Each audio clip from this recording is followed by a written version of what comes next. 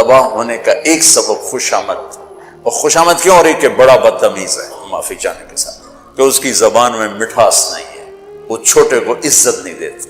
اولاد سب سے بڑی نوکر ہوتی ہے۔ باپ اگر بیٹے کو اللہ نہ کرے کسی بات پہ قتل کر دے تو شرعاً باپ پر قتل کی سزا نہیں ہے۔ بیٹا قتل کرے تو اس کو بغیر جنازے کے دفن کیا جائے، اس کا جنازہ بھی نہیں۔ اگر بیٹا باپ کو قتل کرے تو اس کا جنازہ بھی نہیں، اور اس کے اگر بچے ہیں تو کوئی وراثت میں ان کا حق کوئی نہیں ہے۔ اور باپ اگر بیٹے کو قتل کر دے تو اس پر پھانسی نہیں ہے، قتل نہیں ہے شرعاً۔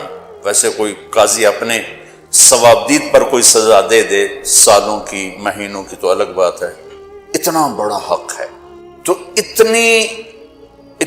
جتنی غلامی اولاد کے لیے ہے، وہ ہے جس ماں نے 9 مہینے اٹھایا ہو۔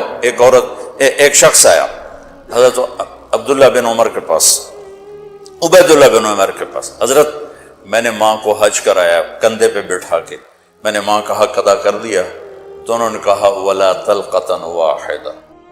طلقہ کسے کہتے ہیں؟ جب بچہ پیدا ہوتا ہے تو ماں کو دردوں کی لہریں اٹھتی ہیں، اور وہ بے شمار اٹھتی ہیں، تڑپا کے رکھ دیتی ہیں۔ اس ایک لہر کو طلقہ کہتے ہیں۔ ایک لہر، جو ایک لہر اٹھ کے چلی جاتی ہے اور پیچھے دوسری آ رہی ہوتی ہے، اس ایک لہر کو طلقہ کہتے ہیں۔ تو عبید اللہ بن عمر فرمانے لگے ابھی ایک لہر کا بھی حق ادا نہیں ہوا، یعنی یہ حق ادا ہو ہی نہیں سکتا۔ عبداللہ بن عمر سے کسی نے پوچھا حضرت میں نے اپنے ماں کو خراسان سے کندھے پہ بٹھایا، خراسان یہ جو ایران میں، اور میں مکہ پہنچا کندھے پہ بٹھا کے، سارا حج کرایا، تو میں نے ماں کا حق ادا کیا۔